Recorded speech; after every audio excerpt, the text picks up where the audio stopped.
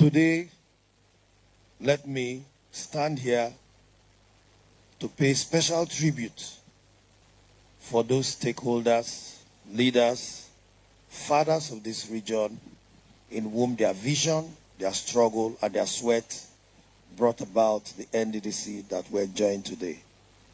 On this note, I want to recognize all of you and welcome all of you to this World Press Conference. NDDC is 25 years old. Specifically on the 12th of July, which is going to be on Saturday, it will be 25 years since NDDC was formed. NDDC was an offshoot of the then UMPADEC, Oil Mineral Producing Areas Development Commission.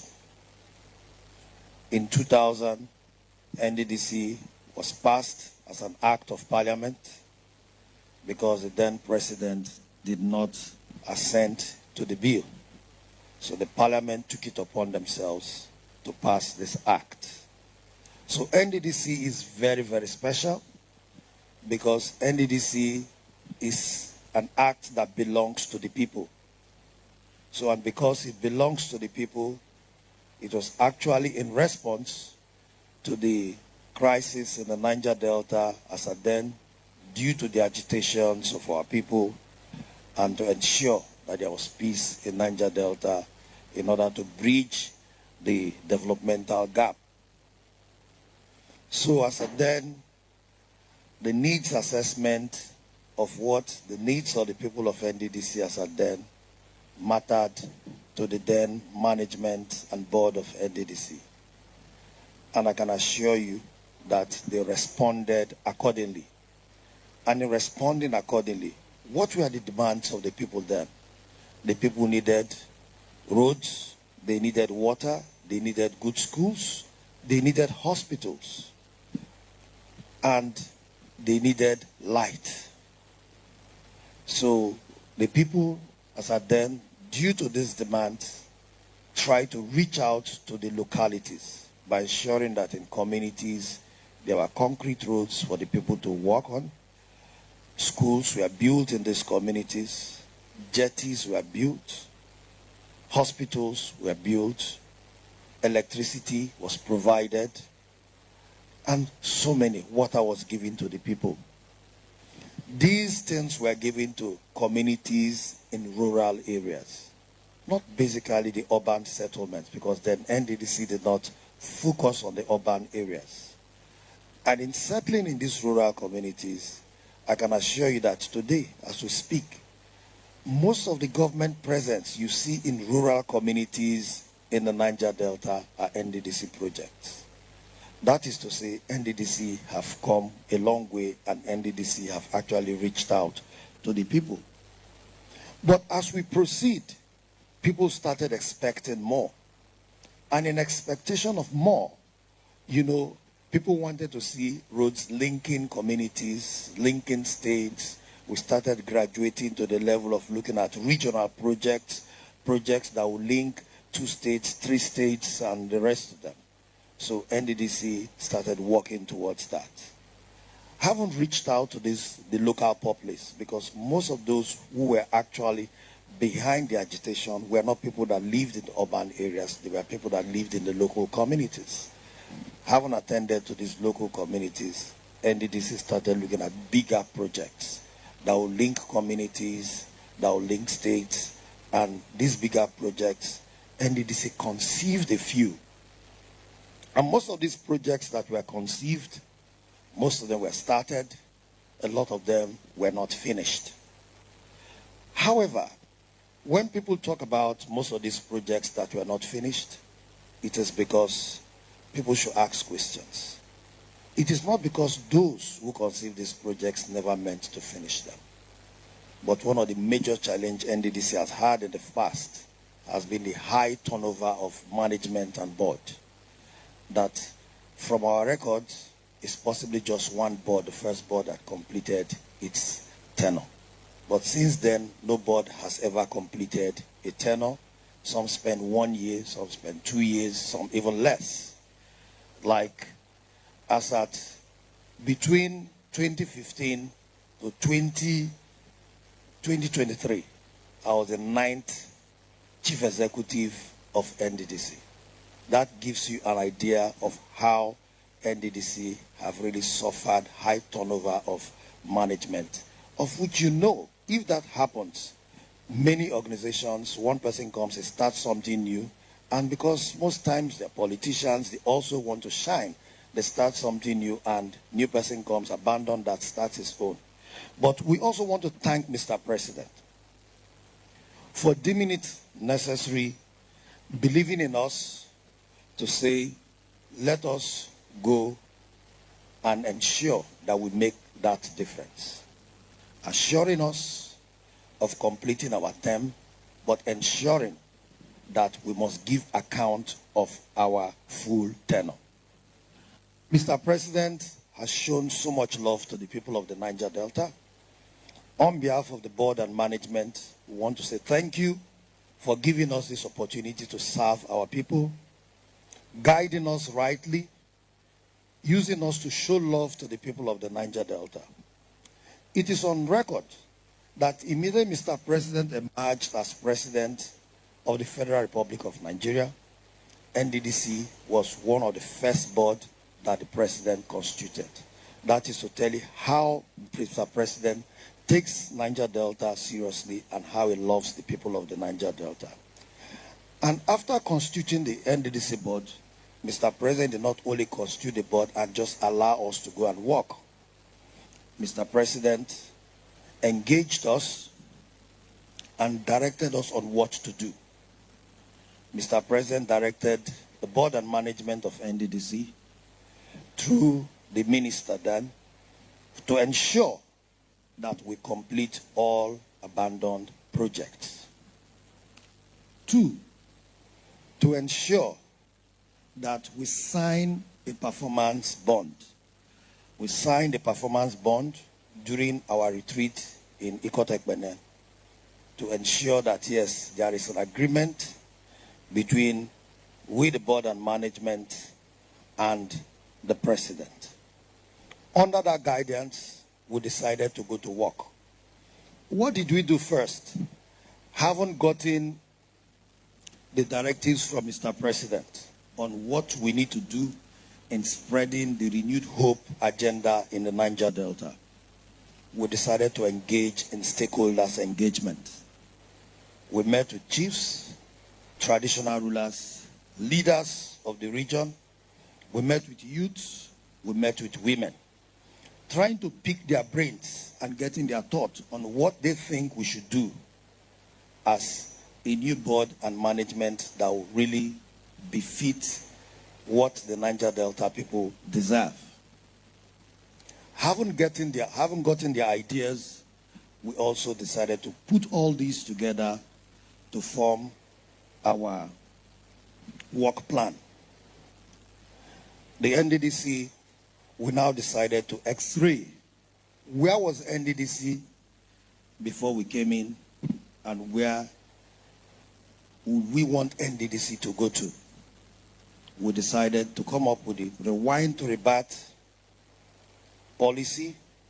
The rewind to rebirth policy we came up with was to ensure that we go back to where NDDC started from. Look at the mistakes of the past, the challenges of the past. Look at possible areas where we can also improve on the success of the past and correct those mistakes. We decided to engage previous management, especially the MDs and chairmen of board, to get that direction. We did that successfully. Haven't gone through the rewind to rebirth, where we're able to see before us the challenges before us and also the prospects. We decided to now come up with a policy of transiting from transaction to transformation. When we say transiting from transaction to transformation, this is actually built on the basis of the renewed hope agenda. Because we believe for NDDC to progress faster, we needed a lot more of transparency. And transparency is what brings about probity and accountability. We looked at those areas where we had failed. We had to look at our contracting process, our procurement process. First thing first, that is one area where people had accused NDDC in the past. We decided to digitalize our procurement process by ensuring that nobody can fake our award letter. Today, if you have the NDDC award letter, you snap the barcode, you know that, yes, nobody can come back to you to say, "I gave me fake award." We decided to sanitize every process that was actually giving NDDC a bad name, starting from procurement. We digitalized that. We also decided that on assumption of office, on our very first management meeting, we realized that we had over 50 persons in the management room. And when you look at the Act, the NDDC Act recognized specific directorates. So when you add those 11 directorates, then the youth and women and procurement, which is by law recognized, we now come up with 13. We decided to say we have to maintain those 13, which are the ones that are recognized by law, and now made every directorate that was created before we came to go under the directorates where they were working under. That is to tell you how administration in NDDC was battered. We felt we needed to reorganize and restructure. So we now restructured that, sanitized that, and we did not just only leave it at that level. Having done that, we decided to also engage KPMG to design our governance advisory policy. Because we believe the life of every organization like NDDC, if there is no corporate governance policy guiding the institution, whatever we do today, those coming in future will come and abuse it again. So we decided to institutionalize most of this policy by getting KPMG to come and at least design our governance advisory policy. That document, as I speak, it is ready. The SOPs are ready. We are waiting to get a date that we are going to launch this document, where we are going to invite all of you again to be part of it, so that you can also have our handbook that will tell you when the MD is doing wrong, when the board is also going above their boundaries. Because for now, NDDC is only being guided by the Act. The Act alone cannot really run an organization. That is why we needed that governance advisory service for us to also deal with the donor agencies and most of the IOCs that are dealing with our partners, so that they can see, compliance, because it's going to bring about compliance in whatever we do. Because NDDC, our future is to move beyond just brick and mortar of building roads.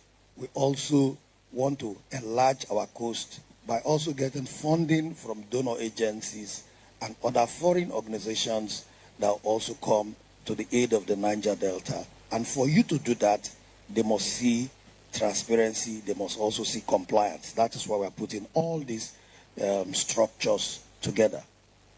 So having done that, we also had to look at our staff. The staff of NDDC, at the time we took over, morale was very, very low. We felt there's no way we can move at the pace we wanted to move if the staff are not willing to move with us. And what challenges were they having? The staff of NDDC, most of them, for 4 years, there was no promotion exam, no promotion, their promotion was stagnated. The staff of NDDC, for 4 years, their allowances were not paid, so morale was very, very low. So through the directive of the board and the discussion with management, we came together, and I just want to say, in 1 year, within that 1 year, we paid off all outstanding owed by the NDDC to the staff of NDDC. And as I speak today, we are up to date based on our payment and our commitment to our staff. Once that was done, the staff, they were fired up and ready to work. They became committed, and we also decided to take advantage of their commitment. And in trying to also ensure that we comply with Mr. President's directives, we looked at a few projects that were abandoned that NDDC needed to complete and commission. We looked at some bold projects. First, the Okitikupa electrical project, which that project was to give light to the entire Ondo South. The entire Ondo South was in darkness for 15 years. We started that project. We gave the contractor all the support, and as you know, last year, that project was commissioned. Today, the people of Ondo South are enjoying 24 hours power supply. In Mufi, in Edo State, we also completed another injection substation, which was completed and commissioned. In Akwa Ibom, we also commissioned the Ibuno Bridge linking Ibuno to Eastern Obolo local government in Akwa Ibom State. Then in Ogbia local government in Bayelsa State, the Ogbia Nembe Road, which links 14 communities between Ogbia and Nembe, which is 27.1 kilometers long road with about 50 culverts and about 7 bridges. The NDDC was able to complete that project. As at the place we picked it up, and that project was also commissioned last year. It was a project in partnership between NDDC and SPDC anyway. So we also want to say thank you to SPDC for keeping that their commitment and trust in NDDC, for partnering with us to complete that project for the benefit of the people of the Niger Delta. We haven't completed, after having commissioned all these projects, we're also fired up to also take some more new projects, because we felt we needed to balance between completing old projects and also carrying out new projects. So we also looked at new projects to the people of the Niger Delta. And we tasked ourselves that whatever project we start, let us be sure that we are going to finish those projects. So a few of those projects were the projects that you saw us commissioning this year. This year, we took 10 kilometers of the part of Abraka to Bini Road, which was the first phase. We completed that part. Then we also commissioned a 7.5 kilometer of road in Wangele in Imo State. Then we also went to Ogbuku in Rivers State, another 7.5 kilometer network of roads, which we commissioned. And we commissioned recently, which you saw, the training center in Bayelsa, and we also opened our state office. Talking about state offices, before we came in, NDDC had only one state office. The one in Imo State is the one NDDC in Imo State inherited from Ompadek. So there was really no other state office that you can say any state had. But today, as we speak, that of Cross River State, we have acquired and we have commissioned. That of Bayelsa State, people saw some 2 weeks ago. And that of Delta State is ready.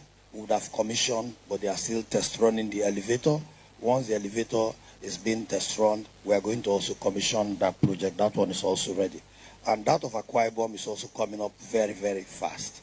So the task we have is to ensure that all the states, all the mandate states must have their own state offices, and NDDC must not rent state offices anymore. All these things I'm telling you are things that have happened within the last 2 years.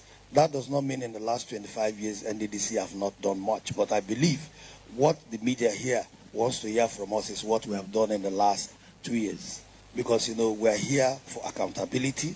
We felt as part of, the 25 years anniversary, having thanked God, we have to come to also give accounts to the people whom we're serving. Then when we give account, we go to Owerri to also have the Youth and Women Conference, where we also need to hear from them again to know what the next phase of NDDC should be like, getting their own ideas before we go back to Port Harcourt for the larger stakeholders meeting. So that is the trajectory we're taking. So now, another major thing we also, as a team, looked at too, having gone through our needs assessment, we saw that one of the major challenges the Niger Delta had in terms of security was because most of our communities were in darkness. And we looked at the possibility of taking light to most of these communities, and we realized that due to the high level of vandalism, it will be very, very expensive. But first and first, let us see how most of these communities will be illuminated. We came together as a team and came up with the Operation Light Up the Niger Delta, using the solar street lights to ensure that most of our communities are illuminated. And I believe most of you can attest to the fact that the Operation Light Up the Niger Delta scheme has been so successful that it has reduced criminality in our communities. It has also improved commerce in most of our communities, and our communities are safer as it is today. So that is one major success of this administration, while we're also carrying out other projects. When it comes to education, we also believe that digital education for our young children is also very, very important. So we decided to acquire 45,000 of the U-lesson tablets, which have been distributed to primary and secondary schools across the Niger Delta. These tablets are preloaded with the curriculum of these the schools, and it can be used both online and offline. So for those children who do not have money to access lesson teachers, the tablet becomes their lesson teachers, because what those other children of the bourgeois can afford, they can also have it there too. So it's just to bridge that gap so that we don't create inequality in our society. We have also, in education, also continued with our foreign scholarship scheme, which I think has been very, very successful. Today, the NDDC foreign scholarship scheme stands to be one of the best in the country because of the number of distinctions we've been producing. This is because the process has been very, very transparent. It is not subjected to any political interference. That is why those who get it, they come out to be the best.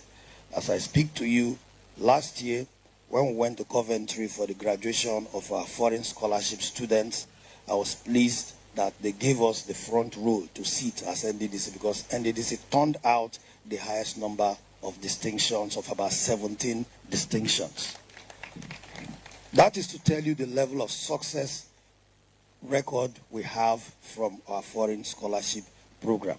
But because of the high demand of the foreign scholarship, which we are doing just 200, and 200 we know is really, small, but we're also looking at the maths, because each beneficiary is entitled to about $40,000, so it is very, very high. So hence we decided to also expand it by the board graciously approving that this year we should continue, we should start with the local postgraduate scholarship. And local postgraduate scholarship is also, we have just advertised, and I think the advert will be ending sometime towards ending of this month. Then thereafter, they'll start the CBT test before the orals, and through the same process too, which we have credible consultants and lecturers across the region who have done a very, very great job to ensure that they get the best amongst the best. So, having said that on education, we go to health. In health, our free medical mission stands to be one of the best too across the Niger Delta, because just recently We have had thousands and thousands of surgeries on the field. We have attended to too many persons across the 9 states, and most of our people are very, very much satisfied with the process of which we take. Last year in some of the states, after the 7 days of the free medical program, some states demanded for extra time, which we did. And with that pressure, we decided to say, okay, we are going to now do it twice annually, as it against the once annually, which we used to do this. You know, our partnership on this is also with the Renewed Hope initiative of the First Lady of the country, and I think through her guidance, she has also ensured that NDDC does the right thing when it comes to the area of health of our children, our women, and our fathers. So through her partnership, NDDC is working seriously on that. The free medical health mission for this year, as you are aware, was flagged off by the First Lady herself in Bayelsa State this year, before we now start the state-by-state free medical mission. So the NDDC, within this period, I can assure you, we are working very, very hard to carry out the mandate of the Renewed Hope. For us, most of our achievements this period, we call it dividends of renewed hope. Dividends of renewed hope because we are doing our programs and our activities according to the guidance of the Renewed Hope agenda of Mr. President. And we're very, very careful because Mr. President is very, very interested in what happens in NDDC. And I can attest to the fact that in all our achievements today, we actually give the credit to Mr. President for being the one that has actually stood in that gap to ensure that we do whatever we're doing. So I think Mr. President deserves the applause and commendation from the people of the Niger Delta for being the first president that has really put his eyes on the ball to ensure that NDDC does the right thing.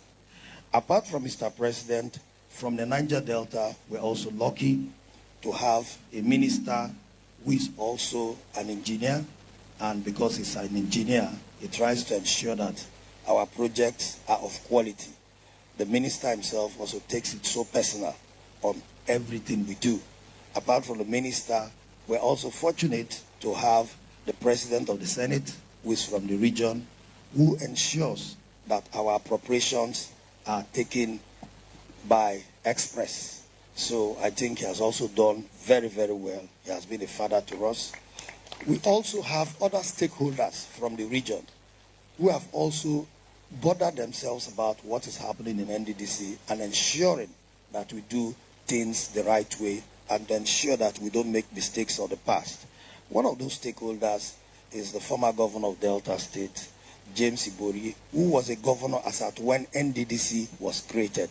So for him, NDDC is personal to him. He has also called us severally to ensure that he gives us that guide. We also have the Minister of the FCT, whom we see as a role model. Because of what he's doing in Abuja, we're also trying to catch up. So we see him as a role model, and he has also once in a while called us to advise us on the approach we should use. So we also have a National Assembly where we have two young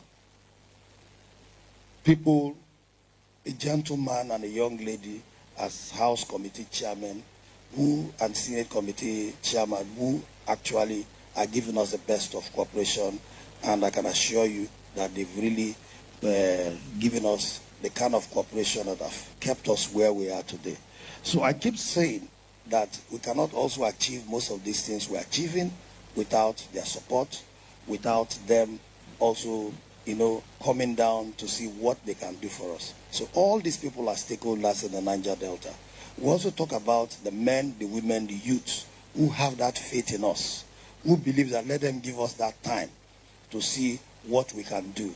Because if they also try to destabilize us, we'll be distracted. They have also given us that, they have also had that patience and had that confidence in our performance, and that is why they are waiting patiently to see what we can do. We are not perfect as humans. We might have areas of mistakes, but we are very, very open to learning, and it is those lessons we take that also helps in improving our services. So I stand here before you, await your questions that will also take, which will form part of our discussion, and those areas probably where you have doubt in our operations, I can assure you that we are willing to take all your questions. Thank you.